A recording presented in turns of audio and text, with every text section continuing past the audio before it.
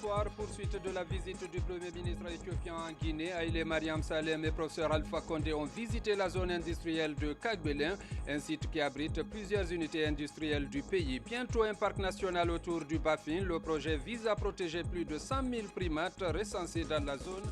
Des précisions dans ce journal. Et puis le record mondial des donneurs de sang est guinéen. Depuis l'âge de 16 ans, il contribue à sauver des vies. Vous le verrez dans ce journal. Une fois encore, bonsoir et bienvenue dans cette édition. Visite du Premier ministre d'Éthiopie en République de Guinée. Le président Alpha Condé et Haïlé Mariam Saleh d'Éthiopie ont animé un point de presse ce lundi. Plusieurs questions ont été abordées pendant cette rencontre. Compte rendu Abdul Karim Condé. Après la signature du mémorandum d'entente entre le gouvernement de la République de Guinée et le gouvernement de la République fédérale démocratique d'Éthiopie sur les consultations diplomatiques bilatérales, accord cadre de coopération entre les deux pays, le président de la République, le professeur Alpha Condé, et son hôte ont animé une conférence de presse au Cas Bellevue. Le chef de l'État, dans son introduction, a retracé les relations historiques entre les deux pays depuis l'aube des indépendances. Vous savez, les relations entre l'Éthiopie et la Guinée date de loin. On ne peut pas oublier que c'est l'empereur Haïlé Sélassié, le président Sékou Touré, le président Nasser Koumoua, etc., qui ont été à la base de la création de l'Organisation de l'Unité africaine. Évidemment, avec le régime militaire, les relations sont un peu distendues. Mais nous avons décidé de relancer ces relations depuis un moment, car nous avons beaucoup de domaines de coopération. Nous remercions le Premier ministre et le peuple éthiopien qui nous a accompagnés par l'aide financière et le personnel lors de la lutte que nous avons menée contre Ebola. Aujourd'hui, il faut reconnaître que l'Éthiopie qui était caractérisée surtout avant par des familles, on disait tout le temps famille, on voit aujourd'hui qu'en quelques années, avec le pouvoir de leur parti, le Premier ministre Ménès et lui, comment aujourd'hui l'Éthiopie marche sur ces deux jambes. Nous savons qu'aujourd'hui l'Éthiopie est l'un des pays qui se développe le plus rapidement possible, avec un taux de croissance à 2 chiffres. Et donc, comme nous allons souvent en Éthiopie, nous avons constaté qu'il y a beaucoup de secteurs de coopération. Et nous avons souhaité de lancer sérieusement nos relations. L'Éthiopie comme le Rwanda sont des pays qui aujourd'hui ont une très bonne gouvernance et une bonne évolution économique. Donc nous avons souhaité échanger avec eux pour voir, sans copier, qu'est-ce que nous pouvons prendre chez eux pour nous aider à aller de l'avant. Nous savons aussi que l'Éthiopie est un pays modèle en ce qui concerne la coopération entre la Chine et les pays africains. Donc nous avons souhaité aussi bénéficier des conseils de notre frère. Deux pionniers de la création de l'Organisation de l'Unité africaine OUA, pendant la série questions-réponses, le professeur Alpha Condé a abordé la question du terrorisme en Afrique. En ce qui concerne le terrorisme, il est évident que l'Éthiopie et la Guinée sont à l'avant-garde pour lutter contre le terrorisme parce que, comme a dit le Premier ministre, le terrorisme c'est d'abord la pauvreté. C'est-à-dire tant qu'on ira de la pauvreté en Afrique, on ne pourra pas lutter contre le terrorisme. Évidemment, dans un premier temps, il faut que nous prenions des dispositions tant au niveau des champs d'information que de moyens de lutte. Mais fondamentalement, nous ne pouvons vaincre le terrorisme en Afrique que lorsque nous aurons mis fin à la pauvreté, à l'injustice. Parce que c'est sur ça que le terrorisme fleurit. Nous savons que l'Éthiopie fait beaucoup pour le retour de la paix au Soudan du Sud, aussi en Somalie. Nous aussi, à notre côté, nous faisons tout pour aider nos frères maliens à retrouver la paix. Donc chacun de nous est confronté à ces frontières, à une situation. Nous, avec le Mali et les terroristes, eux, avec la Somalie et le Soudan du Sud. Donc nous avons intérêt à nous donner la main pour bouter le terrorisme en dehors de l'Afrique. Et je pense pendant ce séjour, nous avons beaucoup échangé sur ces questions. Et très bientôt, la commission mixte va se réunir en Éthiopie pour que les autres accords soient signés et que nous renforçons notre coopération. Le Premier ministre de la République fédérale démocratique d'Éthiopie, dans ses réponses aux questions, a insisté sur le renforcement des relations entre les deux pays, car en Guinée, l'espoir est permis pour sortir de la pauvreté. Vous savez que les relations se portent bien entre les deux pays depuis le temps de Haïlé Sélassié et Sékou Touré. Les accords que nous avons signés aujourd'hui et les autres qui vont suivre dans un avenir proche sont des bases pour le renforcement de nos relations de coopération bilatérale. Nous avons beaucoup de choses à apprendre les uns des autres. Nous pouvons apprendre de la Guinée, comme la Guinée peut apprendre de l'Éthiopie et comme nous pouvons aussi apprendre de l'Europe. Et puisque nous sortons de la pauvreté, et sortir de la pauvreté est quelque chose que nous devons comprendre et comment faire avec. Je crois que la Guinée, avec tout le potentiel qu'elle a, peut sortir de la pauvreté. Elle a seulement besoin d'un leadership fort et je suis heureux d'apprendre, de voir que ce leadership est en train de se mettre en place en République de Guinée, ce qui permet à la Guinée de s'engager dans la lutte contre la pauvreté. Je suis très enthousiastique par rapport à cela et je sais que la Guinée peut attaquer la pauvreté et peut aller au-delà de cette situation. L'Éthiopie est en train de relancer son secteur touristique. Elle peut néanmoins partager son expérience avec la Guinée. Je ne peux pas dire que l'Éthiopie... Avant ce point de presse, le Premier ministre d'Éthiopie et professeur Alpha Condé ont rappelé la nécessité de renforcer la coopération entre nos deux États. Plusieurs accords ont été signés à cet effet. Habib Thiam. Après 48 heures d'entretien sur fond de fraternité, professeur Alpha Condé et Haïlé Mariam Dessalegn déclinent les couleurs d'une coopération prometteuse entre l'Éthiopie et la Guinée. Devant les médias et plusieurs hautes personnalités des deux États, deux projets d'accord sont paraphés. En première ligne, l'accord cadre de coopération pour une consultation diplomatique régulière entre la République fédérale démocratique d'Éthiopie et la République de Guinée. Quant au second projet d'accord, il doit favoriser le rapprochement des ministères des Affaires étrangères des deux pays. Une proximité basée sur la convergence d'idées et le partage d'expériences. Ces deux projets d'accord seront soumis à l'examen de l'Assemblée fédérale de l'Éthiopie. À travers le communiqué conjoint, les deux hommes d'État ont d'ailleurs affiché une même convergence d'idées sur plusieurs questions concernant le développement du continent. Parlant toujours de cette visite, je vous invite à présent à suivre le communiqué conjoint. Suivez. Communiqué conjoint.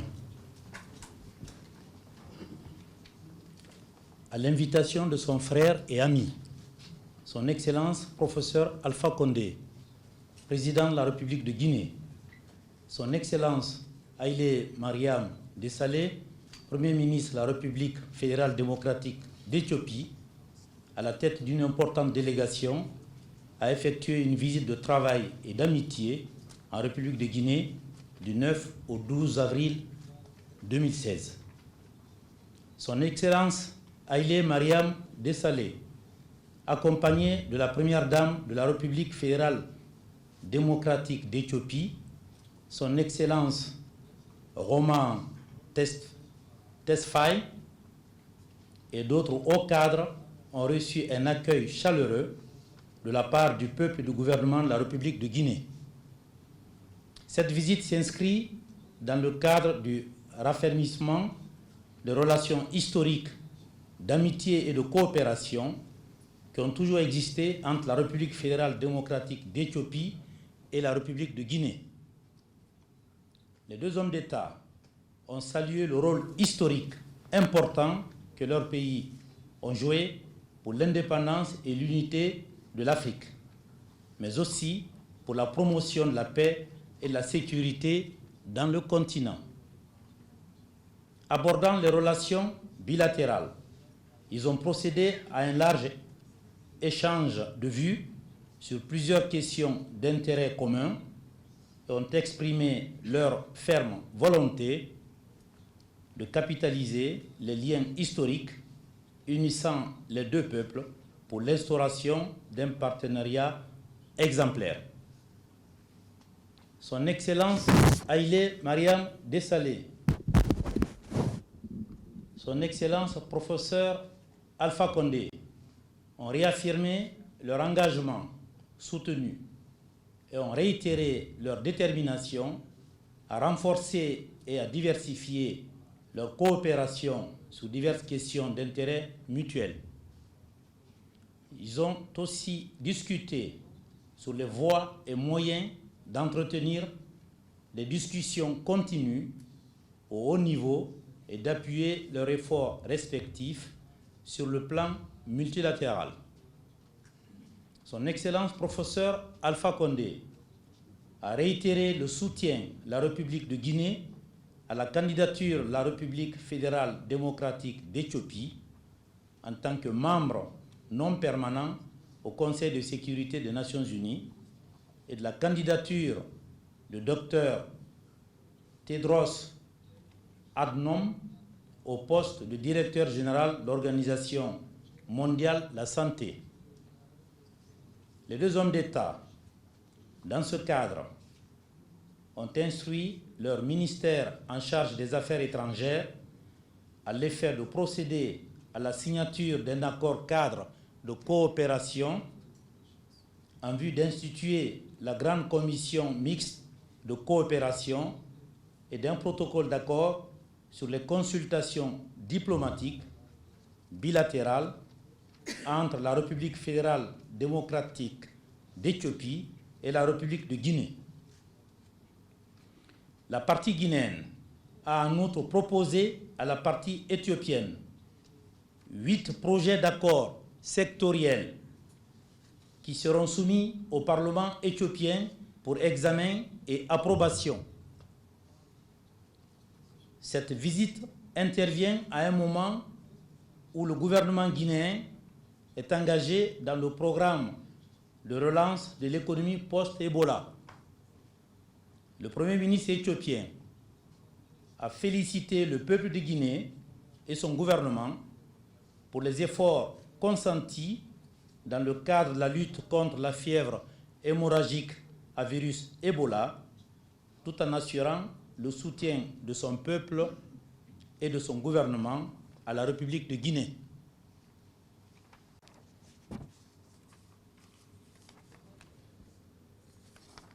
La fièvre hémorragique à virus Ebola, tout en assurant le soutien de son peuple et de son gouvernement à la République de Guinée.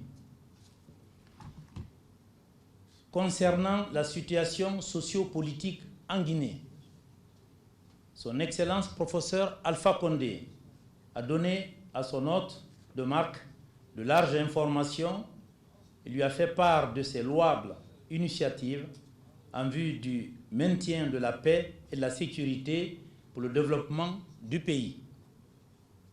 Le Premier ministre Haïlé Mariam Desalegn a félicité son frère et ami pour sa brillante réélection ainsi que pour les changements positifs opérés et les courageuses réformes engagées depuis son accession à la magistrature suprême.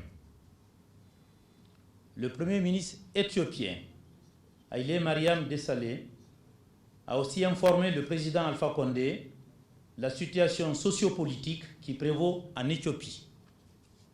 Le professeur Alpha Condé a félicité son hôte de marque pour les heureuses initiatives prises dans le cadre de la stabilité intérieure de son pays et pour toutes les facilités accordées par son gouvernement en vue de permettre à l'Union africaine et à la CEA de mener à bien les activités qui sont les leurs sur le territoire éthiopien.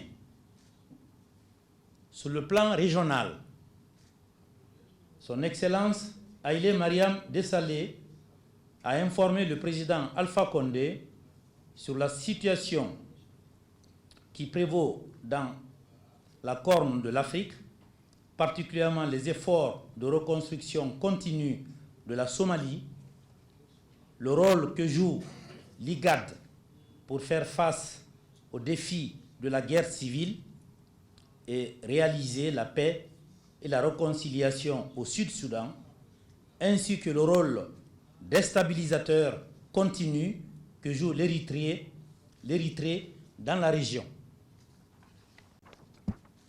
Sur le plan africain, les deux hommes d'État ont apprécié l'évolution significative de la démocratie sur le continent et se sont réjouis du bon déroulement des récentes consultations électorales au Bénin, au Niger et au Congo.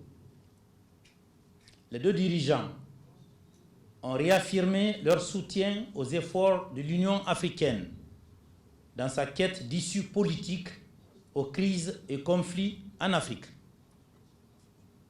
Ils ont aussi réaffirmé le besoin de travailler en synergie pour faire face aux défis multidimensionnels en Afrique en vue d'atteindre les objectifs de développement fixés par l'Union africaine à l'horizon 2063. Les deux hommes d'État ont cependant déploré et vivement condamné le terrorisme international et ses attentats subséquents survenus au Burkina, en Côte d'Ivoire, au Mali, au Nigeria, au Niger, au Cameroun, au Tchad. Ils ont exprimé leur soutien et leur solidarité aux pays africains et européens qui ont été récemment endeuillés par ce déplorable phénomène. Ils ont réaffirmé leur engagement à tout mettre en œuvre pour combattre le terrorisme international, conformément aux dispositions de la Convention africaine de prévention et de lutte contre le terrorisme et l'extrémisme religieux. Les deux hommes d'État ont exprimé leur vive préoccupation face à la menace que représentent ces phénomènes sur le plan mondial. À cet effet, ils ont mis l'accent sur la nécessité de la mise en place d'une stratégie globale impliquant toute la communauté internationale dans le combat contre ces fléaux. Les entretiens entre les deux parties, qui ont été marqués par des analyses approfondies et convergentes sur la plupart des questions d'intérêt commun, se sont déroulés dans une atmosphère empreinte de fraternité et de compréhension mutuelle. Durant son séjour, Son Excellence Haïlé Mariam Desalegn a visité plusieurs projets de développement à Conakry. Au terme de son séjour, Son Excellence Haïlé Mariam Desalegn, Premier ministre de la République fédérale démocratique d'Éthiopie, a remercié Son Excellence professeur Alpha Condé, le gouvernement et le peuple de Guinée pour l'accueil chaleureux, les marques d'attention et l'hospitalité africaine dont lui-même et sa délégation ont été l'objet. Son Excellence Haïlé Mariam Desalegn, Premier ministre de la République fédérale démocratique d'Éthiopie, a adressé une invitation à Son Excellence professeur Alpha Condé pour effectuer une visite d'amitié et de travail en Éthiopie. Cette invitation a été acceptée avec plaisir et la date en sera fixée d'un commun accord par voie diplomatique. Conakry, le 11 avril 2016. Je vous remercie. Il faut dire que le président de la République et son hôte de la République fédérale démocratique d'Éthiopie ont visité aussi les grands moulins de Conakry. C'est dans la préfecture de Dubreka. Professeur Alpha Condé et Haïlé Mariam Desalegn étaient venus voir les installations de l'usine de production de farine et de sucre de notre pays. Sanassi Keita. En compagnie du Premier ministre de la République fédérale démocratique d'Éthiopie, le président de la République arrive au quartier Kagbele, dans la préfecture de Dubreka. Professeur Alpha Condé et Haïlé Mariam Desalegn sont au Grand Moulin de Conakry. Objectif, visité toutes les installations de cette usine de collecte et calibration café, cacao et noix de cajou, de commerce d'huile et de sucre, ainsi que de production de farine. Un investissement de 350 milliards de francs guinéens du groupe Tafagi, qui réjouit le chef de l'État. Nous avons souhaité que les Guinéens créent des usines parce que nous souhaitons produire ce que nous consommons et consommer ce que nous produisons. Donc d'abord, ça donne du travail à la jeunesse. Ça permet de fournir, de ne plus importer en devises et de fournir le marché, mais aussi de donner des taxes à l'État. C'est pourquoi nous encourageons actuellement la création de beaucoup d'entreprises en Guinée, d'usines en Guinée. Et nous allons donc construire les zones industrielles à partir de Kagbelen, Dubreka, Koya, Forcaria, Kindia. Nombreux sont les jeunes qui sont venus ovationner le président de la République et son hôte de marque juste à la porte de cette usine. Des jeunes qui continuent surtout de décrocher leur premier emploi dans ces usines qui poussent jour après jour à travers le pays. Le port sec de Kagbelen, ce site est aujourd'hui un point d'attraction des opérateurs économiques. Il abrite plusieurs unités industrielles, des usines dont la création contribue à lutter contre le chômage dans notre pays. Reportage Fodé Camara. À proximité du port sec de plus de 147 hectares, le parc industriel de Kagbelen est en pleine extension. Ce plateau stratégique attire les investissements. À l'instar des usines de ciment et de farine, une unité agro-industrielle de fabrication d'engrais d'une capacité de plus de 300 000 tonnes par an fait son nid petit à petit. Des efforts susceptibles de booster la sécurité alimentaire et l'employabilité des jeunes. Ça vient aussi renforcer cette politique du chef de l'État et ça va faire en sorte que nous allons donner un peu de valeur ajoutée à notre économie et pourquoi pas conforter notre monnaie.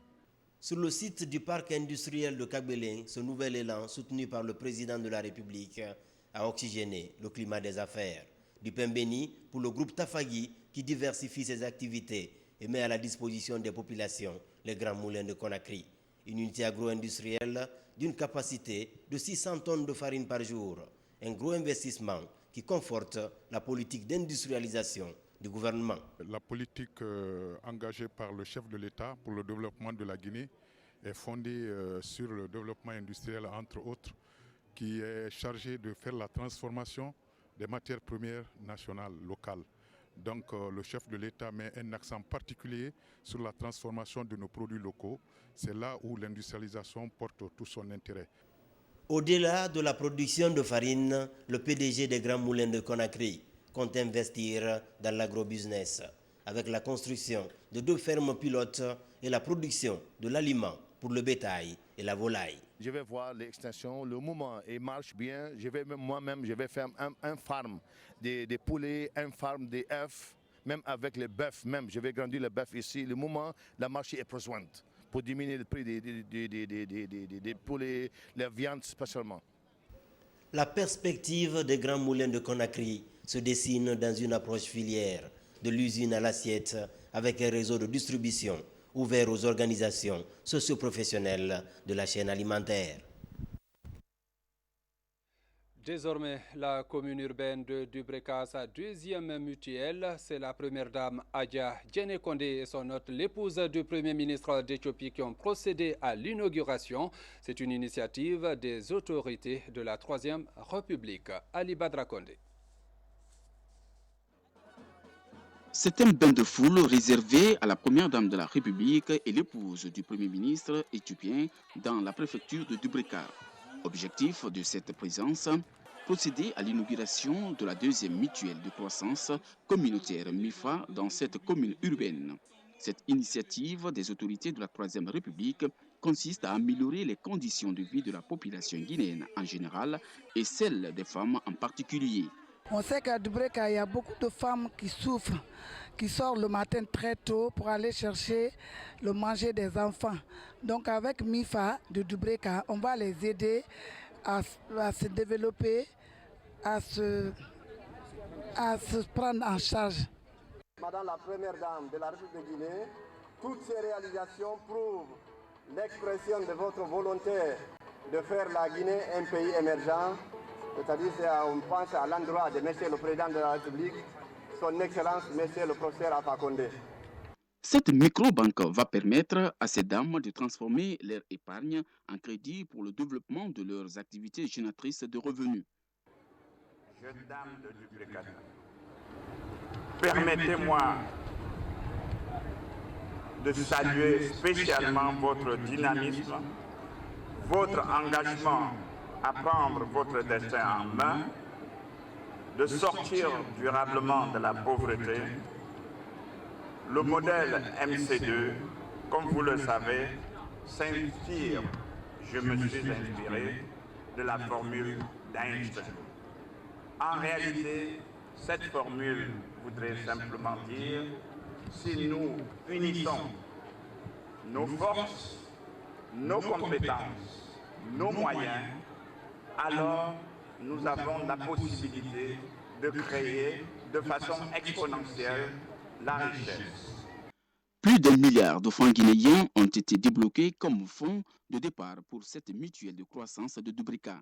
C'est pourquoi la première dame de la République, marraine des modes MC2 en Guinée, interpelle ces dames à la bonne gestion de ce fonds octroyé qui leur permettra de lutter contre la pauvreté dans leur localité. Permettez-moi de rappeler que l'implantation des MUFA sur le sol guinéen doit obéir à une vision précise du chef de l'État. En effet, le président de la République, son Excellence, le professeur Alpha Condé, rêve de faire de la Guinée un beau pays.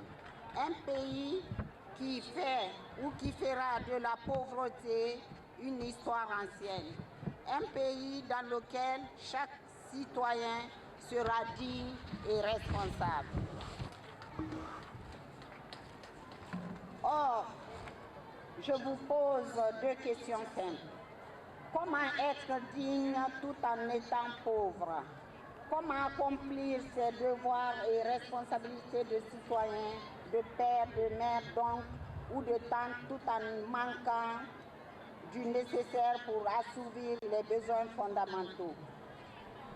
Vous connaissez tous la réponse à cette question, puisque vous savez que la dignité passe par la lutte contre la pauvreté, ou si vous voulez, par la création de richesses. Ce projet d'autonomisation des femmes se poursuivra dans certaines communes de Conakry, mais aussi dans les villes de l'intérieur du pays.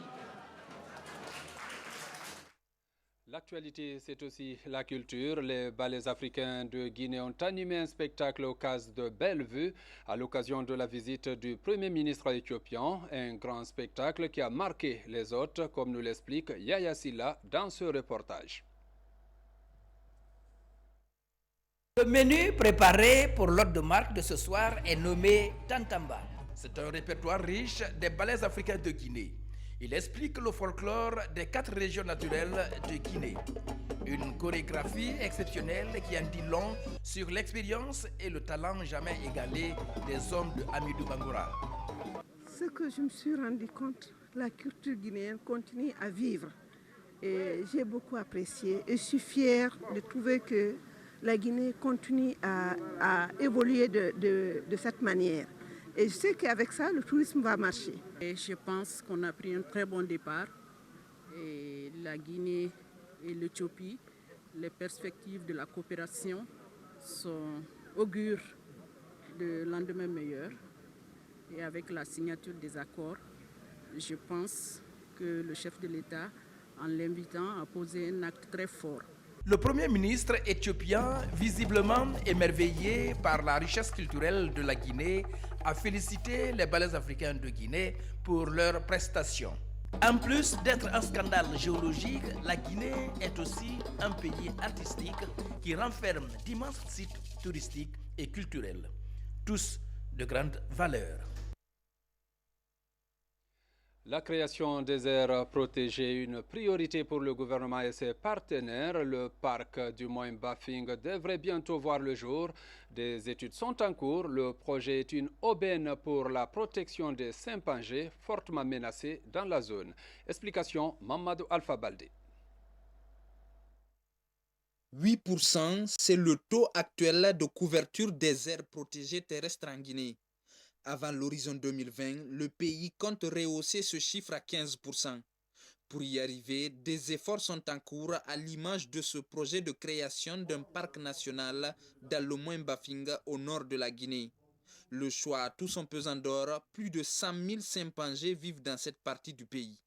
Nos données ont montré que dans le Moyen-Bafinga, il reste aujourd'hui la plus grande population de chimpanzés pour toute l'Afrique de l'Ouest. C'est donc presque un événement d'avoir découvert cette nouvelle population. Et nous travaillons donc maintenant avec le ministère de l'Environnement pour en faire un parc national. Et on travaille avec le secteur minier pour essayer de réconcilier le développement économique et la conservation de la nature de façon à ce qu'on puisse assurer un financement durable pour cette nouvelle aire protégée. Vous avez vu tout à l'heure, il y a une certaine étape qu'il faut suivre. Il faut absolument d'abord que la population donne son accord. Parce qu'à l'intérieur d'une réserve, il y a 3 zones. Il y a la zone intégrale, il y a la zone de développement, il y a la zone tampon. Parce que si la zone est protégée, ça permet non seulement aux fleuves de mieux vivre, ça permet aux animaux de mieux vivre, ça limite les feux de brousse, les coupes de bois, le braconnage qui est en train de se faire dans tout le long du massif de Fouta. À l'heure des enjeux climatiques mondiaux, la création des parcs nationaux est une solution face à la dégradation de l'environnement à travers la promotion de l'écotourisme, gage certain d'un développement durable. Il ne faut pas créer parce qu'il faut créer. Il faut créer et valoriser. Donc nous avons beaucoup de parcs qui sont créés en Guinée, mais l'ouverture n'est pas faite au tourisme. Nous nous battons maintenant pour que nous nous comparons un peu au Cameroun pour voir comment nous pouvons développer l'écotourisme à l'intérieur de tous ces parcs qui sont créés. Nous avons des parcs transfrontaliers. Quand je prends par exemple le Bagyar, Nyokolo Bagyar est un parc transfrontalier. Mais du côté Nyokolo, ça marche bien. Mais pourquoi en Guinée, ça ne marche pas? La matérialisation du parc national du Mouin-Bafinga permettra à la Guinée d'abriter la plus importante réserve de population de chimpanzés de l'Afrique de l'Ouest. À présent, cette instruction de Monsieur le Premier ministre, chef du gouvernement. Le marché guinéen de l'anacarde est actuellement envahi par de nombreux acheteurs étrangers agissant en violation de la réglementation en vigueur.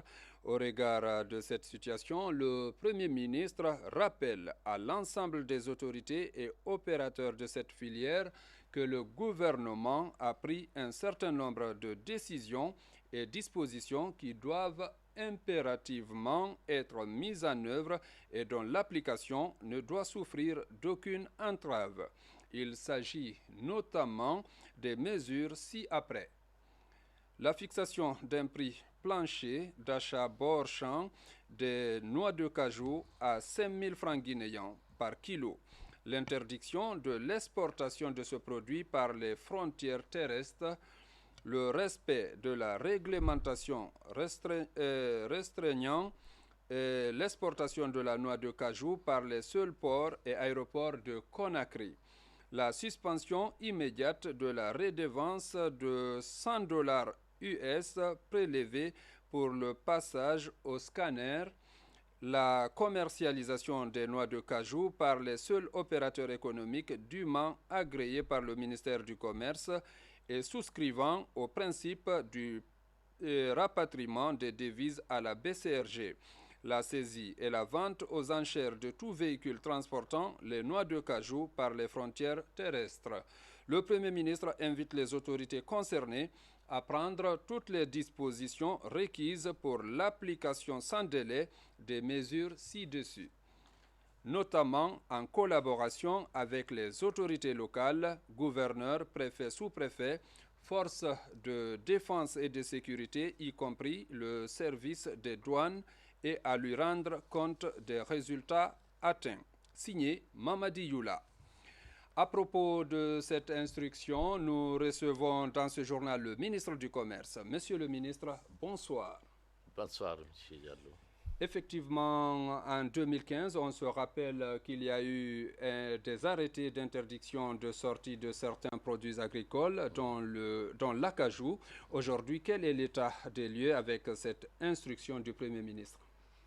Merci. Il faut noter que cette instruction, sur l'initiative bien sûr du chef de l'État, le professeur Alpha Condé, vient conforter les arrêtés pris par le ministère du Commerce dans le sens de l'interdiction de la sortie à travers nos frontières terrestres des produits comme le café, le cacao et surtout la noix de cajou.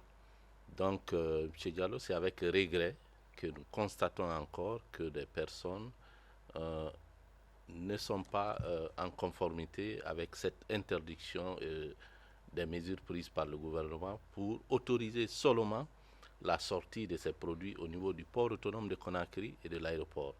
Donc cette mesure vient, comme je l'ai dit à l'entame, renforcer cette mesure du ministère du Commerce qui autorisait seulement la sortie par l'aéroport et le port de Conakry.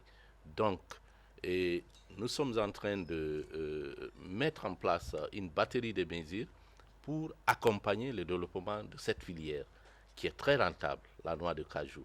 Donc il faut faire en sorte que la Guinée, à travers la maîtrise de ses exportations, puisse contrôler ces statistiques, fournir des statistiques officielles qui vont conforter le positionnement de la Guinée au niveau des institutions internationales à travers un bon classement. L'autre mesure aussi qui va à l'avantage des producteurs et aussi des exportateurs surtout, c'est la suspension du prélèvement de $100 par conteneur au niveau du passage au scanner. Et vous avez vu encore la mesure fixant un prix plancher qui est un prix minimum aujourd'hui qu'il faut sortir 5 000 francs pour avoir 1 kilogramme de noix de cajou. C'est un prix qui protège nos producteurs. Donc pour la campagne 2015-2016, on ne pourra plus débourser moins de 5 000 francs pour avoir 1 kilogramme de noix de cajou. Mais plutôt selon les principes de la demande, entre la demande et l'offre, si la demande est plus grande, certainement certains producteurs pourront vendre à plus de 5 000 francs. Alors, à ce niveau, vous avez parlé des avantages, mais cette interdiction ne date pas d'aujourd'hui. Pourquoi il y a eu violation? Est-ce que c'est le laxisme des autorités du commerce ou quoi? Je crois que c'est un arrêté qui invite toutes les autorités. Quand je parle de toutes les autorités, il y a beaucoup de départements, l'administration du territoire, le ministère du budget, le ministère des finances, et le ministère de la sécurité, la défense et toutes ces composantes à travers leurs services, surtout la douane qui assure vraiment la protection de notre économie, qui facilite aussi le commerce. Chacun devrait, en ce qui le concerne, prendre des mesures pour l'application de cet arrêté.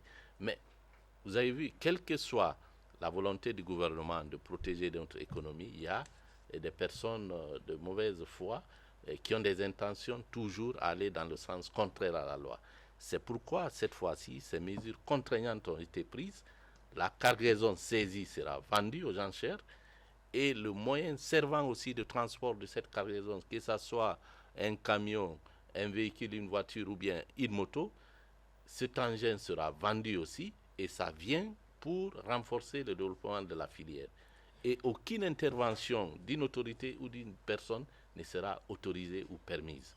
Donc c'est des mesures très contraignantes qui amènent tous les acteurs à se donner la main pour l'application de ces arrêtés d'interdiction de la sortie par les voies terrestres.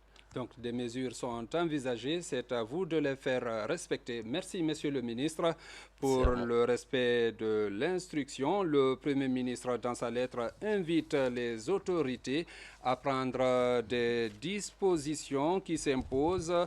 Les forces de défense et de sécurité, y compris les services de douane, sont cités. À propos, nous recevons également le directeur général des douanes. Monsieur le directeur, bonsoir. Bonsoir. Monsieur Sangaré, aujourd'hui, le Premier ministre vient de prendre des instructions interdisant l'exportation par la voie terrestre de la noix de cajou.